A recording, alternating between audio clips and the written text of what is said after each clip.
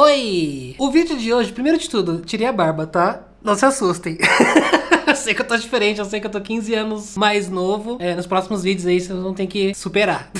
Pro vídeo de hoje, eu fiz um projeto que eu estou há alguns meses já lendo os livros pra esse projeto. E tá demorando bastante, mas eu finalmente consegui terminar. Eu comecei isso aqui pra vocês terem noção em maio desse ano. E agora nós estamos em agosto e eu finalmente terminei. Mas pra essa TBR temática, eu resolvi ler somente livros premiados. Então livros que ganharam os maiores prêmios aí que a gente conhece. Nobel, Pulitzer, Booker Prize, o Jabuti, que é aqui do Brasil. Então, a seleção de títulos que eu li pra esse vídeo ficou o seguinte. Primeiro, A História de Shug Ben, que esse aqui ganhou o Booker Prize de 2020. Eu li O Reformatório Níquel, que ganhou o Pulitzer de 2020. Aí eu li o Hamnet, que esse aqui ganhou o Women's Prize for Fiction de 2020 também. Eu li o quadrinho Silvestre, esse aqui ganhou o Jabuti de 2020. Inclusive, eu nem sei se eu posso mostrar essa capa.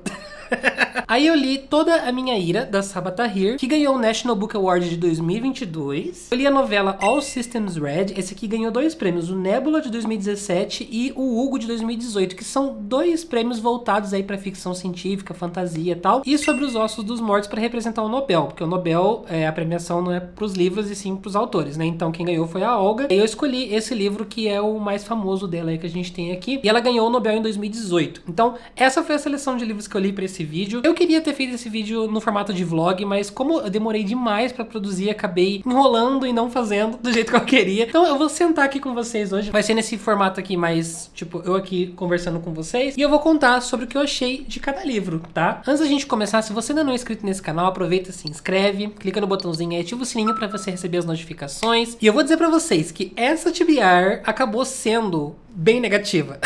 Eu queria chegar aqui pra vocês e falar, nossa, encontrei vários favoritos da minha vida, amei. Só que na real foi um projeto assim que me aterrorizou.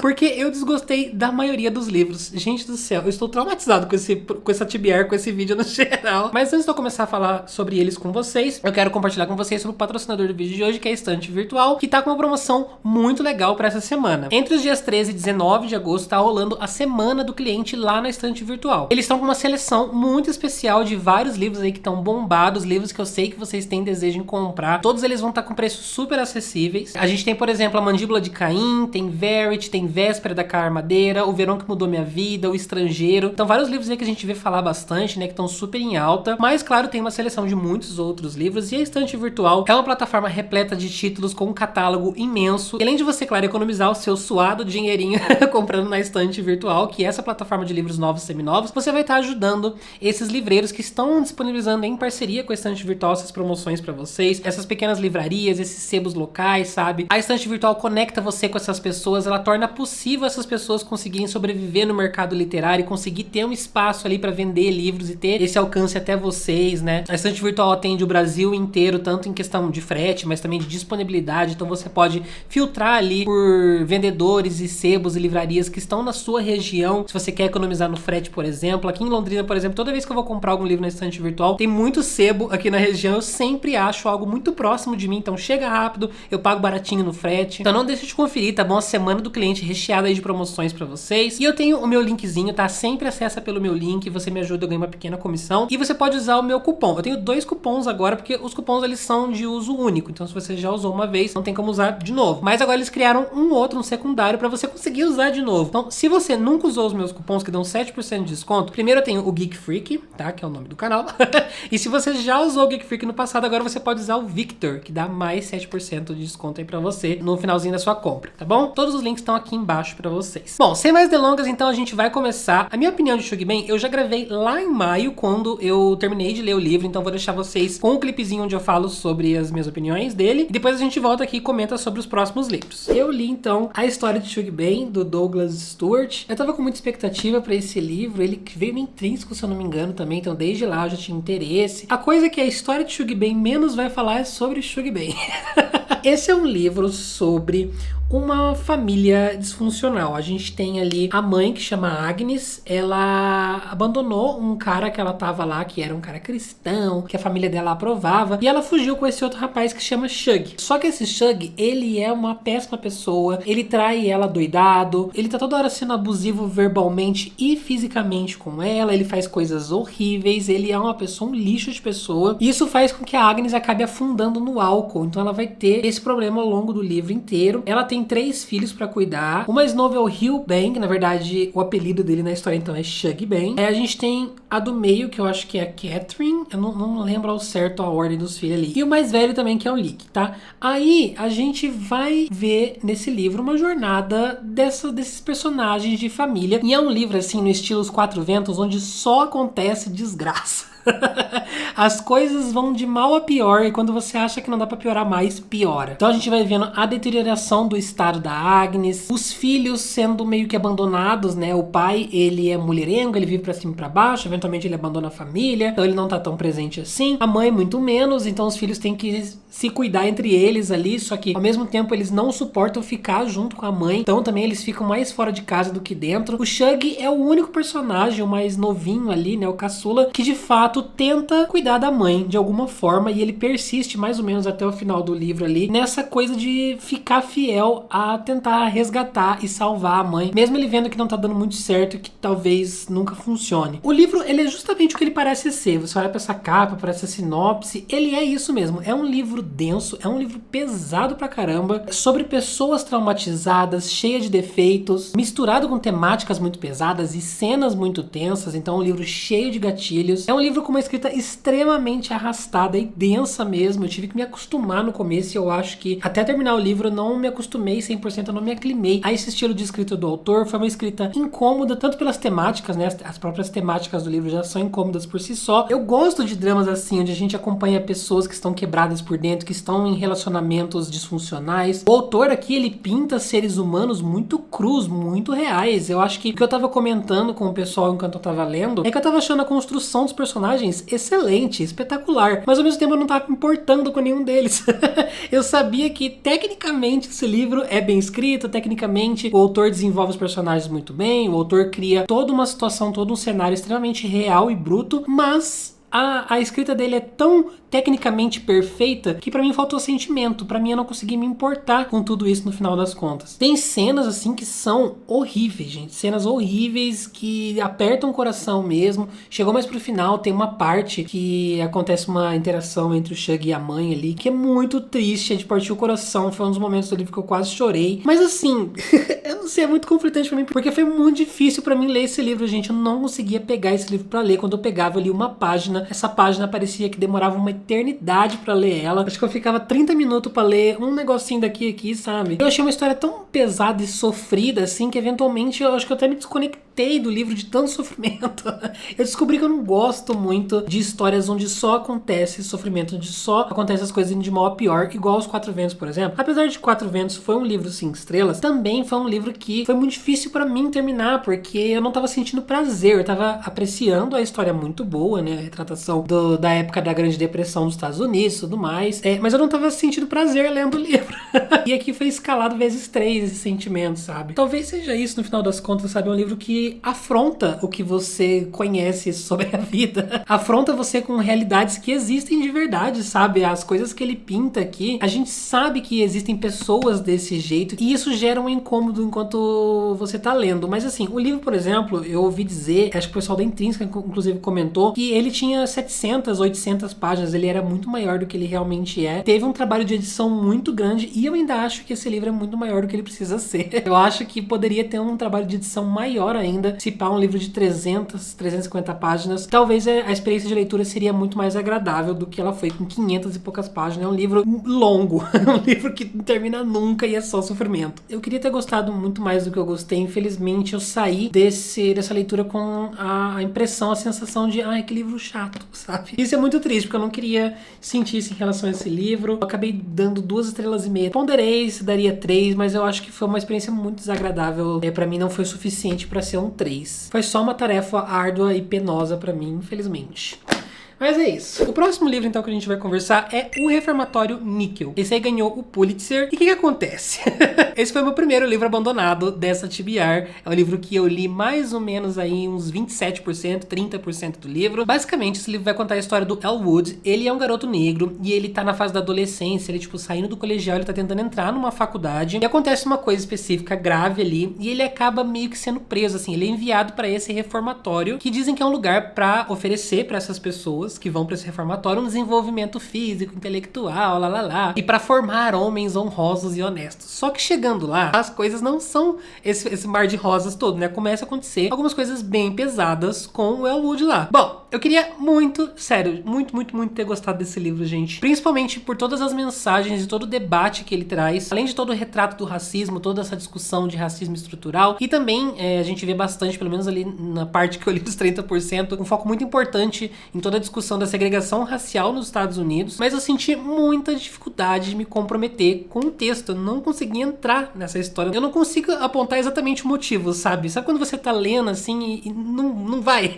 não flui? O tom da história pra mim pareceu muito frio, pareceu meio distante, um pouco confuso também. Em alguns momentos eu não entendi muito bem o que tava rolando, assim, eu tava lendo e não tava entrando na minha cabeça. Pareceu bastante truncado, pareceu uma história bem picotada também. O estilo no geral, assim, do livro não foi pra mim, sabe? Eu sei que ele funcionou pra muitas outras pessoas, ele é um livro super bem avaliado, mas eu acho que ele tem um tom mais puxado pra documentário, assim, até porque o Pulitzer é uma premiação, ouvi dizer isso uma vez, não sei se a informação procede, mas eu ouvi dizer que o Pulitzer é essa premiação voltada pra histórias mais baseado em fatos reais, sabe? Essas coisas meio documentais mesmo. Então ele tem essa vibe documentário e talvez isso simplesmente não bateu com o que eu tinha de expectativa pro livro, sabe? O problema, no fim das contas, sou eu. As minhas expectativas pra ele estavam completamente erradas. Ele não era aquilo que eu achava que ia ser. Eu fui esperando outra coisa totalmente diferente e acabei me decepcionando, mas assim, é culpa total minha, sabe? Eu tive dificuldade, assim, de me conectar por muita exposição também. Eu acho que esse livro tem muita exposição. Essa coisa de contar muito e mostrar pouco. Talvez se o livro fosse em primeira pessoa, isso ajudaria um pouco. Eu acho que se beneficiaria bem sendo em primeira pessoa. No fim, assim, eu já li outros livros que tratam do mesmo assunto. Eu acho que trabalharam muito melhor do que foi feito aqui. De uma forma muito mais impactante também, sabe? Eu sei que dizem que o final tem uma grande reviravolta, que quando eu falei que eu abandonei, algumas pessoas comentaram: nossa, você perdeu a melhor reviravolta da literatura. Então, infelizmente eu perdi, gente, porque eu não pretendo terminar esse livro ou dar uma segunda chance pra ele tão cedo, tá? Quem sabe no futuro. Mas agora, vamos falar de coisa boa. Não é Top Term, mas é Hamnet.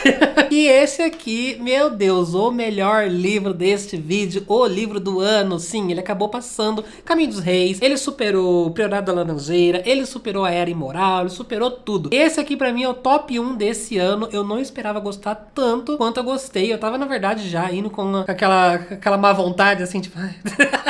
E no final das contas, gente do céu, eu me surpreendi horrores. Esse livro é simplesmente fantástico, maravilhoso. Esse livro é basicamente um reconto, entre muitas aspas, porque a gente não tem muitas informações sobre a vida do Shakespeare. E na verdade o livro nem tem tanto foco assim nele. Ele vai ter uma perspectiva muito maior ali ao redor da vida da Agnes, que é a mulher do Shakespeare, e juntos eles tiveram 3 filhos, um desses filhos sendo o Hamlet, que deu origem à peça de Hamlet que a gente conhece aí do Shakespeare hoje, né? Só que ele tem uma forma muito lúdica de contar tudo isso, e não só a gente vai acompanhar esse casal e esses filhos, mas também os pais da Agnes, os pais do Shakespeare e como foi a infância deles ali, toda essa coisa de vida. O que acontece? No começo do livro a gente percebe que uma das filhas do Shakespeare, que é a Judith, ela está doente, ela está com a peste, que foi, né, aquela grande doença que teve nos anos de 1500. É 1500? Eu acho que é, não sei, posso estar falando besteira.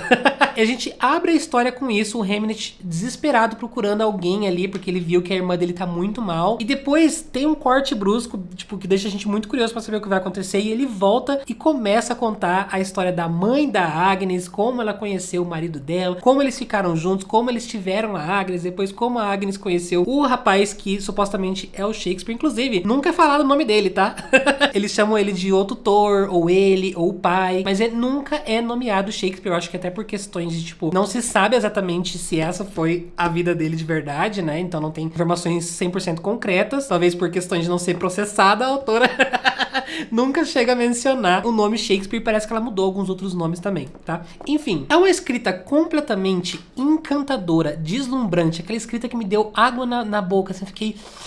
saboreando, babando. Gente do céu, é um dos livros mais lindos que eu já li. A forma que ela tem de contar as coisas, coisa básica, coisa do dia a dia, ela consegue transformar em poesia, assim, sabe? Eu lia e eu não conseguia piscar. Eu ficava, tipo assim, vidrado no livro, que eu ficava até com o olho arregalado, assim, lendo. E eu esquecia do mundo ao meu redor. Nossa, é essa sensação maravilhosa de quando você tá lendo um livro que você tá tão sugado por ele, que quando alguém fala com você, você precisa de uns segundos pra se recuperar, pra sair da história e voltar pro mundo real, sabe? Ao mesmo tempo tem essa vibe mística, antiga, assim, que foi o tom perfeito que ela encontrou pra contar essa história. O próprio livro tem alguns elementos de realismo mágico, de coisas, né, sobrenaturais que vão acontecendo ali, que nunca tem muita grande explicação, assim, na verdade, são coisas que simplesmente acontecem, elementos que estão inseridos ali na história que se encaixam perfeitamente. Então, essa forma dela contar mágica e floreada e mística, combina muito com o que ela faz na história de fato, sabe? Ela cria uma atmosfera, assim, que é, sensacional.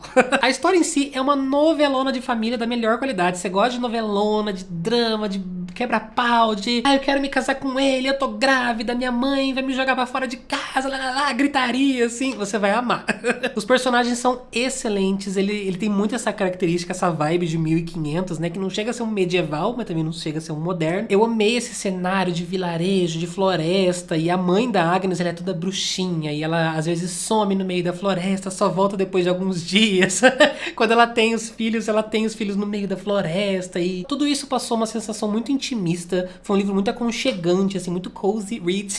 Tem essa coisa de amor proibido, né, que é um elemento muito Shakespeare, de famílias que não aprovam casamento. A Agnes, em específico, a habilidade mágica que ela tem, onde entra ali o realismo mágico, né, é que ela consegue tocar nas pessoas e ela consegue meio que ver dentro dessas pessoas como que elas são de verdade, ver o futuro delas. Então ela mesma fala que, eu tenho 3 filhos, mas eu sei que quando eu morrer, eu já tive essa visão de que só vai ter 2 no meu leito ali ao meu lado, né. Não é algo que, tipo, vira um superpoder, onde a Agnes vai sair vendo o futuro de todo mundo, mas é um elementinho, assim, ela tem muito essa coisa da cura, da natureza, das ervas, do natural, sabe? A dinâmica de família, assim, no geral, é muito sensacional. São famílias muito grandes, né? Então, o Shakespeare, a Agnes, tem vários irmãos, aí eles juntos também têm 3 filhos, e é muito personagem mesmo. Só que, por mais que ela não aborde todo mundo, por mais que ela não vá lá construindo um por um de uma forma gigantesca, assim, todos os personagens são muito reais na sua cabeça, simplesmente pela forma como ela conta. Ela menciona um personagem ali de longe, você já consegue visualizar ele como sendo uma pessoa de verdade, sabe? É bizarro. O pai do Shakespeare, em específico, também é uma pessoa muito abusiva, então ele bate nos filhos e a gente vê como isso vai afetando toda a construção desse personagem, e no futuro ali, ele tem todo um problema de não conseguir ficar perto do pai e ser uma pessoa com a família dele e outra totalmente diferente perto da Agnes. Cada capítulo, cada cena desse livro, gente, é um evento. É tudo tão real, as coisas parecem que estão acontecendo na sua frente. É muito lindo, é muito triste, tem esse toquinho de encantado, e no geral, gente, eu amei esse livro. 5 estrelas, favoritado, meu livro favorito desse ano. Hamnet, leiam, é perfeito. Aí eu li o Silvestre, que é esse quadrinho pela Dark Side. Eu não sei se eu posso mostrar essa capa, gente, porque a menina tá pelada. E as ilustrações deste quadrinho, eu não li muitos quadrinhos da Dark Side, pra ser sincero, mas as ilustrações são bem diferentões, assim. Cada página, assim, parece um quadro de um artista, assim. Ele é bem bonito mesmo. Ó, muito show. Amei. Mas o livro em si, não amei tanto assim quanto eu esperava. Deixa eu botar aqui na coisa, pra não ser desmonetizado. Silvestre é um quadrinho muito louco, é um quadrinho muito cult, pra você pensar, refletir. É um quadrinho difícil de ler em certos momentos. Ele vai falar primordialmente ali sobre um velho que mora numa cabana na floresta. No começo ele tá passando pela floresta e falando sobre caça e viver no meio ali da natureza, lá. E ele vai pra casa dele e ali na cabaninha dele ele começa a fazer uma torta. Essa torta exala um cheiro e esse cheiro acaba atraindo pra dentro da casa dele seres mitológicos, seres de folclore, tanto brasileiro quanto lá de fora também, seres de histórias fantasiosas. Então a casa dele começa a lotar de gente. Aparece o curupira, aparece a mula sem cabeça, aparece mais vários outros animais e bichos e seres ali, e começa a rolar toda uma treta. É uma viagem, é uma coisa meio né? Os desenhos são extremamente bonitos, como vocês viram. Amei essa coisa meio grunge, meio pintura, né? Que você consegue ver os traços do pincel, meio que pinceladas violentas, o que tem a ver com a história, né?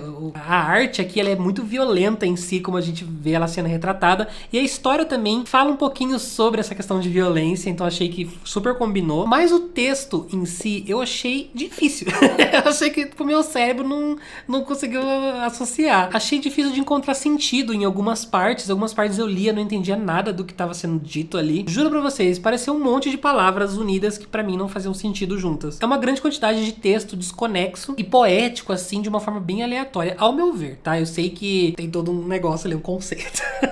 Mas em alguns momentos, ele dá, assim, alguns socos no estômago, tá? Inclusive eu botei alguns post-it. Por isso que eu fiquei muito dividido nesse quadrinho. Porque em algumas horas ele fala umas coisas que eu fiquei... Ele tem muito essa mensagem de que todos nós viemos da natureza, né? E a gente não respeita a natureza, primeiro de tudo. E que a gente não é nada, a gente não tem que querer nada, porque a natureza é a força maior acima da gente, né? Então ele até fala, seu povo dá valor ao que tem e quer sempre mais e mais. O meu, no caso é o ser falando, né? Dá valor ao que não pertence a ninguém. Só pertence a Niata, à terra, ao céu, ao rio. Nunca de mais, nunca de menos. Mas seu povo quer extrair tudo da terra e tudo dos outros até não restar mais nada. Não entende que se pesca todo peixe, não terá mais peixe. Não se mexe um fio sem mover toda a areia. A terra tem a sua própria razão. Tudo é terra e sopro, fogo e chuva. Ó, eu fiquei literalmente arrepiado. Então assim, ele tem alguns momentos em que realmente dá esses arrepios, assim, de uns momentos muito impactantes. Mas fora isso, o resto eu não entendi. Eu confesso que quando eu acabei, eu fiquei um pouco confuso. Eu fui procurar outras resenhas e outras opiniões e tentar entender mais qual foi a interpretação das outras pessoas quando leram esse quadrinho. Aí começou a fazer mais sentido na minha cabeça. É um quadrinho que vai ter várias interpretações, você pode ver como você preferir. É uma coisa bem metafórica, então você tem que viajar. É muito sobre ser humano, natureza, sociedade, religião, sobre a violência que existe não só na sociedade, no ser humano, mas a violência da própria natureza, como a natureza se renova, se destrói e se refaz. Quem é o verdadeiro selvagem da história, sabe? É a vida selvagem lá fora ou somos nós? É interessante, é muito bonito, só achei que foi muito conceitual pra mim.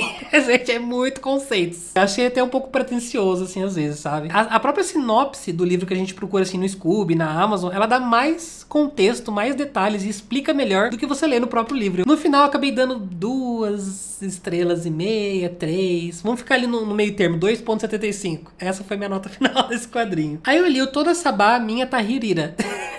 Toda a minha ira da Sava Tahir. Inclusive, quando eu postei isso aqui no Instagram, absolutamente todas as pessoas fizeram a mesma piada. Esse livro, assim, ele diz que acompanha 2 linhas do tempo, mas uma delas é muito pequena, e os capítulos dessa outra linha do tempo, que é da Misbah, né, que são capítulos, assim, em itálico, são muito curtinhos, é questão de 1 página, 2 páginas e meia. E o primordial da história ali, a gente vai acompanhar 2 personagens, que é o Sal, que é de Salahuddin, e a Noor. Ambos são de nacionalidade paquistanesa, o que eu adoro demais essa cultura, então eu fiquei super interessado quando eu peguei esse livro pra ler. E a Noor, ela perdeu os pais em um desastre natural, ela foi salva por um rapaz ali que acabou pegando ela, acho que é o tio dela, se eu não me engano. Eles vieram pros Estados Unidos depois disso, e ele tem uma loja ali nos Estados Unidos, e ela fica junto ali todos os dias, ajudando a cuidar da loja e tal, enquanto ela tá vivendo a vida dela no ensino médio. Então, é um livro YA contemporâneo, onde a gente vai acompanhar os personagens ali na escola, no colegial e tal. Já o Sal, o pai dele tem problema com o alcoolismo, e a mãe dele tá internada no hospital com uma doença muito grave. Ela tá, na verdade, assim, no leito de morte. Acontecem coisas ali no começo da história, e a gente vai ver muito dessa luta dele de conviver com o pai, tendo esse problema com álcool e basicamente cagando pra família, e eles têm uma pousada. Essa pousada tá indo de mal a pior, tá cheio de conta pra pagar, ele tá desesperado porque ele não sabe o que vai fazer, meio que ele tá sendo obrigado a cuidar de toda a casa sozinho ali, tá sendo forçado a crescer antes da hora, sabe? E se amadurecer muito rápido. E o Sal e a Noor já tiveram algumas coisas ali no passado, e eles passaram por uma grande briga, e no começo da história eles ainda estão meio brigadinhos assim, não olhando muito na cara um do outro. Eles eram muito próximos e acabaram perdendo esse contato por causa dessa briga. Basicamente isso. É um livro contemporâneo, né? Um livro jovem, ele é bem fluidinho, bem rapidinho de ler. É aquele tipo de escrita que infelizmente não bate muito comigo hoje, mas eu me peguei assim mais envolvido desenvolvido do que eu achei que eu ficaria. É mais emocionado também, tiveram alguns momentos onde eu tava acompanhando a vida de ambos ali. Dava aquelas pegadinhas assim na garganta, sabe? Aquele apertozinho no coração. Os temas que ele vai trazendo pra mesa, né? De tudo isso que eu falei pra vocês que eles estão passando, são muito bem feitinhos. E essa camada de tinta que ele dá de cultura paquistanesa eu achei sensacional. Não só isso, mas ele fala bastante sobre a questão de ser um imigrante ali nos Estados Unidos, passar por esses conflitos de identidade, sabe? De não achar que pertence totalmente a essa nacionalidade. O que eu senti, assim, porque o livro é alternado entre o Sal e a Nor, né? Fora que tem, eu não falei dessa Misbah, né? Mas é a mãe do Sal. Mas nos capítulos do Sal e da Nor, eu achei que eles têm a mesma voz. Então eu acabei confundindo, assim, era muito fácil eu esquecer quem tava narrando aquele capítulo. Achei os dois pontos de vista muito iguais um ao outro. Não me irritou, mas isso afetou um pouquinho a minha experiência, sim, porque eu não consegui distinguir entre um e o outro.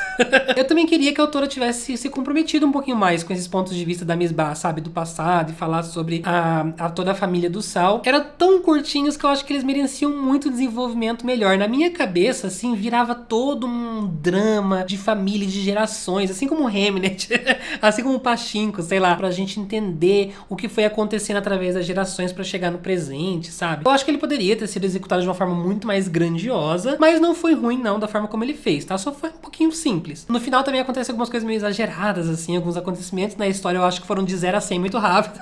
Enquanto eu tava lendo, a leitura era proveitosa, com assuntos muito pertinentes, mas também eu acho que infelizmente vai ser um livro um pouco esquecível, assim. A gente vai descobrir com o tempo, né? Eu não sei dessa leitura com nenhum sentimento negativo em relação ao livro, nada que chegou a impactar, assim, a minha experiência com ele, mas também não foi um livro que me marcou horrores pro resto da minha vida. Eu não tive aquela paixão doida, assim, de quero muito ler, preciso muito ler esse livro. Enquanto eu tava lendo, eu não tive essa experiência. No final, eu acabei dando 4 estrelas, foi muito bom, mas não foi perfeito. Aí, eu li uma novela muito bacaninha, que foi All Systems Red, que esse aqui é da Martha Wells. Essa série chama Murderbot, é uma série, eu acho que já tá em que 10 novelas, 8, 10 novelas. Ela é bem longa, tá? São livros muito curtinhos, cada livro é uma historinha rápida ali, de ficção científica, onde a gente vai acompanhar essa inteligência artificial, esse robô, que é denominado Murderbot. Na verdade, ele é um robô de segurança. Nessa realidade aqui existem esses seres que são construídos muito parecidos com humanos. Eles têm toda a pele humana, né? Todas as feições ali, mas eles ficam cobertos com uma armadura, um negócio, e eles são robôs de segurança. Então as pessoas contratam através dessa empresa esses robôs para ajudar nas missões interplanetárias, de descoberta, de coletar recursos em outros planetas. Eles sempre levam, se eu não me engano, é um robô a cada 10 pessoas, então todas as regras assim, sabe? Só que aconteceu uma coisa no passado, e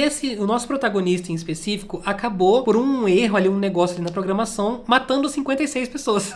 E ele acabou se autodenominando ali Murderbot, né? De assassino, basicamente. Pra que isso não se repita, ele conseguiu hackear o próprio sistema e conseguiu ter vontade própria. Então ele não tá mais sob o efeito dessa inteligência, desse comando que ele tem na cabeça, que é chamado de Governor. Ele conseguiu basicamente se tornar um ser artificial inteligente e independente. Então, o que ele diz? Ele fala, eu vou ajudar as pessoas, mas no meio disso tudo tem muito bom humor. Então, por exemplo, o Murderbot fala que ele, agora que ele tem vontade própria, ele acabou baixando dezenas de séries e ele prefere muito ficar assistindo as séries do que sair em missão. Então é muito engraçado, assim, ele fica toda hora, ele fica mencionando das séries dele. É um sci-fi, assim, bem criativo, é muito divertido. O Murderbot realmente é um personagem muito legal.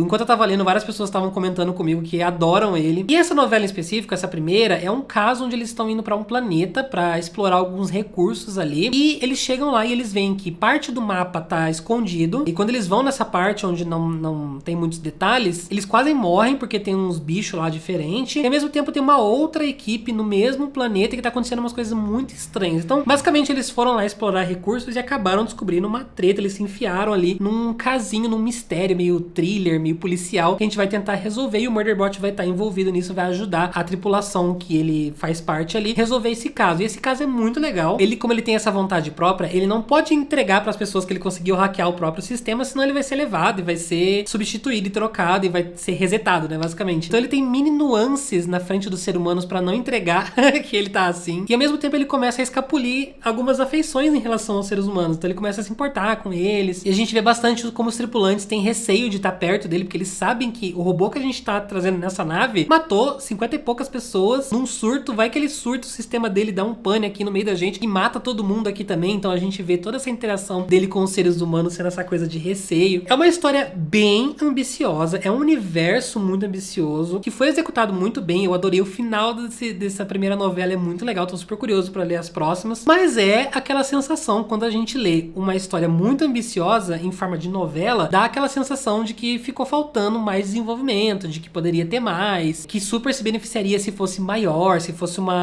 romance completo, né, de 400 páginas. Mas é aquilo, é uma série de 8, 10 novelas, então obviamente a gente vai ter muito mais desenvolvimento nos próximos. Esse livro só tem em inglês, infelizmente, e eu tive muita dificuldade, tá? Eu achei difícil de ler, principalmente porque eu não tenho muito costume de ler sci-fi em inglês. Foi uma das minhas primeiras experiências lendo sci-fi em outra língua e achei um pouquinho complexo. Não foi difícil, assim, impossível, mas minha cabeça precisou funcionar. Mas tem vários detalhes, assim, que ele vai jogando de construção do universo que são maravilhosos, que eu queria muito que ele parasse naquele momento e começasse a contar mais sobre aquilo, sabe? Desenvolver mais sobre aquilo. Infelizmente, ele só vai passando, assim, meio que por cima sobre vários elementos de construção do universo e acaba ficando aquele monte de informação de uma vez. Mas é uma série, enfim, vamos ver no que dá. Eu dei 4 estrelas, foi muito proveitoso, muito legal essa novela mesmo. Esse aqui ganhou 2 prêmios, que foi o Hugo e o Nebula, né? Aí... Ai, Jesus... Pra gente encerrar, o último livro que eu li, porque esse foi o meu outro livro que eu abandonei, é o Sobre os Ossos dos Mortos, da Olga Tokarczuk. Eu acho que ela é russa, se eu não me engano, não sei. A autora ganhou o Nobel, né? E o Sobre os Ossos dos Mortos, eu acho que foi o primeiro livro dela que chegou aqui na época que teve a premiação. Inclusive, o livro ele tem todo um negocinho escrito Nobel, assim, nas páginas, sabe? O corte pintado. E depois foram lançados outros livros dela também. E aqui a gente vai acompanhar a história de uma senhorinha que mora num vilarejo no meio do nada, bem pequeno, meia dúzia de casa, todo mundo se conhece. E no começo da história, ela vê que um dos vizinhos dela, que ela não gostava, morreu engasgado num osso de carne de veado, de cervo ali, que na verdade ele mesmo tinha matado. Então ela chega na casa dele, ela vê ele morto lá na mesa, e na pia ali tá a cabeça do bicho. E a nossa senhorinha, ela é meio louca da cabeça, e ela é muito natureba, ela é muito defensora dos animais, da natureza, lá. Então ela fica abismada. Ela já não gostava dele, depois a gente vai descobrindo, ela vai contando um pouquinho mais sobre o passado, né? E ela já achava que ele era muito cruel aos animais, ele caçava animais e tal, e daí fez umas coisas lá que ela foi até denunciou na polícia, mas daí a polícia não fez nada a respeito. E aos poucos, ao longo da história, outras pessoas vão morrendo também. Legal, né? Bacana. E aí a gente vai descobrir como tudo isso vai se interligar. Eu não descobri porque eu abandonei. Ok, na verdade eu descobri porque eu li um resumo depois. Eu queria saber o final da história, então eu peguei um resuminho ali só pra saber o que acontece, mas pela minha experiência, não curti, gente, esse livro. O livro é basicamente inteiro essa véia doida resmungando e falando de signo. Ela é viciada em signo, tá? Tudo ela conecta com astrologia. Ah, eu preciso saber o dia que ele morreu, porque certeza que na astrologia vai apontar que ele iria morrer nesse dia, desse jeito mesmo, sabe? Então tudo vai ficar falando de signo toda hora. Eu achei uma escrita muito prolixa, conseguiu ser mais prolixo que Stephen King, divagando horrores sobre coisas aleatórias que eu simplesmente não me importava, que não acrescentava nada à história. Aquela sensação de livro pulável, sabe? Eu odeio isso. Odeio ir pra um livro tendo a impressão de que se eu pular esses próximos 3 parágrafos, eu não vou perder nada da história. Demora muito pra mover a narrativa, porque ela fica só divagando. Eu li assim, 50, 70 páginas, 20% do livro basicamente. Eu tive a sensação de que eu li 250. Ele começa, na verdade, numa vibe muito Frederick Backman, gente ansiosa, homem chamado Ove, minha avó pede desculpas, assim. Então eu falei, nossa, eu vou amar. Só que você imagina a escrita do Frederick Backman sem o charme. Tira o charme dele, tira o senso de humor dele. Tinha muito potencial, mas a escrita pra mim simplesmente não rolou. Não é uma escrita difícil, tá? Não é cult nem nada assim. Acho que as pessoas veem essa capa, vê que ganhou Nobel, vê que saiu pela Todavia ou Fósforo, não sei. Ou Dublinense, não sei. Vê que saiu por uma dessas editoras e fala, nossa, é cult, né? Ele não tem nada de cult, ele é um thriller, basicamente, assim, só que é muito arrastado e é muito divagações. E daí eu acabei abandonando o último livro desse projeto, Amou. Mas assim, eu estou feliz pelo menos, que esse vídeo me fez ler o Hamlet, que foi uma das minhas leituras favoritas desse ano. Mas no geral foi isso aí que vocês viram, né? Esses foram os livros, então, que eu li pra esse projeto. Espero muito que vocês tenham gostado desse vídeo. Comenta aqui comigo se você já leu algum desses livros que eu trouxe hoje, desses livros que eu abandonei, que eu não gostei. Se você curtiu, comenta aqui comigo o que você achou. Se você concorda, discorda da minha opinião. Eu adoro receber esse feedback de vocês e ver outras opiniões além da minha. É sempre muito importante. Eu sei que a leitura é diferente pra todo mundo. Então, conta aqui pra mim, comenta aqui embaixo, beleza? Se você ainda não se inscreveu nesse canal, aproveita pra se inscrever, dar o seu joinha. Quer apoiar o meu trabalho, você pode sempre, mais uma vez, comprando com o meu link da estante virtual, usando meu cupomzinho. Tem tudo aqui embaixo pra vocês. Só de você entrar pelo meu link, você já tá super me ajudando. Você não vai gastar nada além de um clique do teu dedo, tá bom? Já salva meu link também pra você sempre que for fazer as compras lá, usar meu linkzinho. Ou você pode se tornar um membro, você pode assinar o meu Catarse, você pode estar muito mais próximo de mim, né? Você recebe várias recompensas, recebe vídeo adiantado. O pessoal já tava sabendo qual era essa minha TBR, o que eu tava achando dos livros antes da hora. A gente agora tá numa fase viciada em jogar Among Us. De novo, ressuscitamos Among Us 2023. Então a gente tá sempre muito se divertindo e conversando e trocando ideia. A gente tem um grupinho no WhatsApp, sabe? Tem 2 leituras conjuntas todo mês. Então você vem fazer parte aqui do Catarse, vem se juntar à família Geeks Freaks e você super vai estar me ajudando no meu trabalho também, tá? Pra você se tornar um membro, é o linkzinho que fica aqui embaixo na descrição também. Beleza? É isto. Por enquanto eu vou ficando por aqui. A gente se vê no próximo vídeo. Grande beijo pra vocês e tchau!